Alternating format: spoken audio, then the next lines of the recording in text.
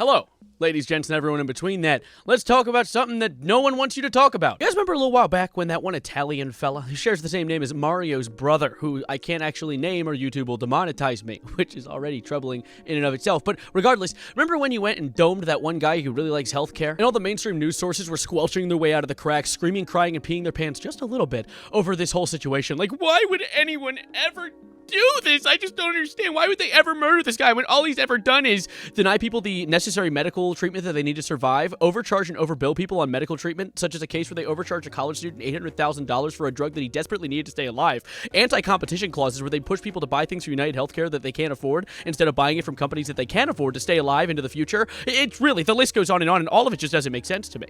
You know, why would they ever, it's just not clicking. Why would they ever want to hurt this guy? He sounds like a great guy, real upstanding guy. I failed third grade, by the way. Well, ever since that went down, I think they learned their lesson, because something happened recently and no one is talking about it. Not a soul is talking about it. There are people mentioning it. There are people dancing around it a little bit, doing a little bit of maybe a tango, maybe some conga lines, but no actual discussion of the topic, and that is troubling to me. And I'm a petty bitch, so I'm going to talk about it to the furthest extent that I can. Guys, you hear about the shooting in Manhattan last week? Okay, let's rewind for a sec. Probably could have worded that a little better. Let's put a quick disclaimer before opening this video up. See, I'm not here to do the hokey pokey and turn myself around on the rotting corpses of the victims of this shooting. I have empathy towards the victims as well as the families of these victims. No one deserves that kind of treatment. No one deserves to die in a shooting, I think. Yeah, sure, I'll say that. No one deserves to die in a shooting. And so, of course, with that in mind, this video isn't to make fun of these victims. It's more to point at and wonder and put a little question mark above my head and yours as well as to why this is not being talked about. Something isn't being covered. Something isn't being talked about. And I managed to dig into it and figure out what I believe is the exact reason why. So let's do that. Let's do exactly what they don't want us to do. Let's talk about it. July 28th, 2025. A date that you should cement in your brain for like 3 seconds and forget about it. Didn't really matter. There was a shooting that happened in Manhattan that left 5 people dead, including the shooter Shane Tamura, as well as a NYPD officer, Didrul Islam. And that's the only information they gave us at first. They told us that the shooter had a history of mental illness, and that where it happened, and the fact that investigators have yet to determine a possible motive. And this article goes in detail talking about this guy was a 36-year-old New York police officer from Bangladesh, and how authorities have very few details about the 3 other victims killed by this suspect. And that is where they made their first mistake, my dear ladies, gentlemen, and everyone in between that. They didn't tell me what I wanted to know. And so I went and figured it out for myself. Hi, Editor Evan here. I don't think I made it very explicitly clear how much this was not being talked about in this part of the video. So I was looking up a bunch of articles to figure out who was a victim in this shooting, and for some reason, almost every article and their granny was talking about it as if it was like, yeah, this cop was killed, and then this woman. It's like, what do you mean, this woman? I felt like I was playing Ring Around the Rosie with the necessary information to answer my questions. So you think I'm just gonna give up? I'm a petty bitch. I said that already. Tell me what I need to know. Anyways, back to the actual real me. Sorry. There was a victim, this other victim in the shooting that goes by the name of Wesley Leatner. She's a 43-year-old Blackstone executive of a specific subsidiary of Blackstone that focuses on, the acronym is BREIT, Blackstone Real Estate Income Trust. They focus on real estate, and they are known as the largest landlord in the world. But of course, I'm getting ahead of myself. Let's talk about some of the more important information they gave to us at face value so we have all the puzzle pieces to put this together at the end. Let's talk about Shane Tamura. So this guy is a resident of Las Vegas, Nevada. You know, the entire opposite side of the entire continent of the entirety of USA. You know, the USA is not a continent. You know what I mean? The entire other side of the country. This guy drove across the whole country. He didn't fly. He drove with the intention of ending someone's life.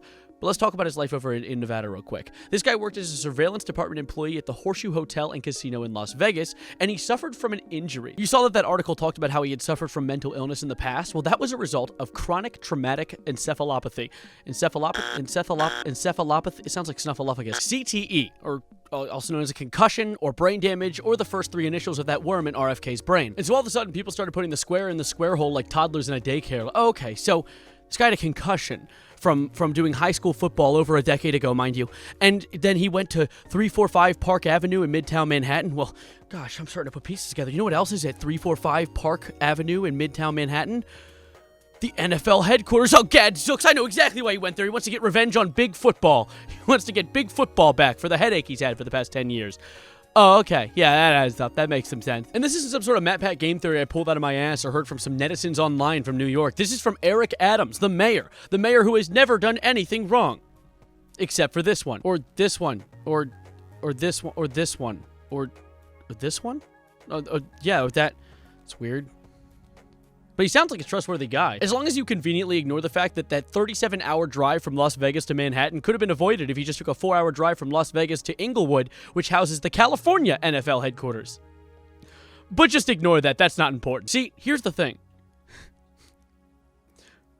I'm sorry. See, one of the only big pieces of evidence that points towards people claiming that this is some sort of, like, I tripped and fell and killed a CEO situation is this note that they found. They call it a manifesto, but it was a sticky note in his pocket that says, CTE, study my brain. Which, for those of you that don't know, if someone has CTE, you can't diagnose them while they're alive. You have to do it posthumously. Humorously? Humor? Is that like joke? Dead. You have to be dead. You have to be dead because they have to cut your brain in half and look at the insides and be like, hey, well, that's weird. That screw is missing. Whoa, wait, hold up. Is that a mouse on a wheel in there? Like, they gotta actually take you apart to figure out for sure. And actually, one of the interesting things that even leans towards him knowing this as well is when he did end his own life, he killed himself with a shot to the chest, with a rifle, which logistically sounds extremely difficult. But regardless of that, he clearly wanted his head to stay intact so that people could analyze it and see what was wrong with it. And that's when people were like, okay, so clearly he went to go into the NFL area and he went to mess some MFs up and then be like, look at that, it's brain damage caused by the football, which NFL does football things, and so clearly this correlates. But I don't think that's true. Because if we really want to understand this story fully, we have to understand what Blackstone is as a company. And so, of course, let's talk about Blackstone. Now, I know, my dear viewer, you might have some alarm bells going off in your head right now. You might have some deja vu slowly encroaching over your brain and caressing the inner machinations of your mind, but it's not what you think it is. It's not Blackrock. Blackrock are the people who own everything everywhere all at once. Good movie, by the way. Blackstone are the other people who own everything everywhere all at once. Still a good movie. You might have seen this graph before, how BlackRock owns things like Amazon, Microsoft, PayPal again, Nike, Verizon, Exxon, Pfizer, CNN, and Fox News. Don't worry. No matter what bias your news has, it's coming from the same place. Things like Uber, Lowe's, for some reason, Tesla, Netflix, Facebook, everything. They own it all. Halt! Evan, from the day this is being uploaded here, I want to add a quick revision, a quick note. BlackRock technically doesn't own everything. That's an important note. My friend watched my video and was like, hey, Evan, you idiot, you nematode, you moron. They don't own everything. And a good example of this is they only have 6.6% of the stock in Amazon, which doesn't sound like a lot, but that's still $703 million, which is more money than I've made in the past 3 hours. I'm a college student in debt. That was a joke. That was called a joke, a quip, a bit. I'm poor. Anyways, and I know you might be thinking, like, oh, I got the Robinhood app. I don't care. I can invest too. I guess we're on the same playing scale, right? Do you have billions of dollars in your pocket? No, I didn't think so. So, like, the whole idea is BlackRock pushes around trillions of those things, of those doubloons. And the whole idea is they put just enough money into a lot of the major companies in the world that they have sway in the decisions these companies make. Boeing wants to make planes that don't crash. Come on, you know BlackRock doesn't want that. We're killing you now. Amazon wants to make a TV show that's good. BlackRock doesn't want that. You're dying now. Fox News wants to tell the news.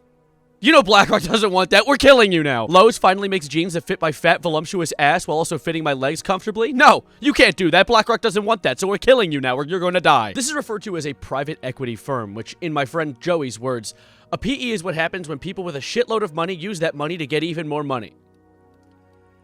It's like the mafia. Except the funniest part to me is that BlackRock and companies like BlackRock, these private equity firms, normally only make like a 1 to 2% increase in their earnings off of this shit. They ruin companies every year by threatening them with excruciating amounts of debt if these companies don't make BlackRock more money for a 1 to 2% increase in income. Like, you ever notice how Netflix subscriptions are getting more expensive? Or you ever wonder where the $5 footlong went? They killed the $5 footlong, dude. Are you kidding me? The $5, it had a slogan and a nice song and everything, and they murdered it. It's all BlackRock and Vanguard and all these private equity firms fighting and ruining everything for a very minimal increase in income. They're just a bunch of rich people pushing money around so they can kind of just barely skirt by the law and get richer. Or be sort of the same amount of rich. Great. It's awesome. I love that. I love that that happens. There is no corruption in America. There is no war embossing say, and there are no Epstein files. Help me. Anyways, go back to the actual video. You're on it, but get out. And, of course, that's BlackRock. Now, Blackstone, now it sounds very similar to BlackRock, actually used to own BlackRock, too.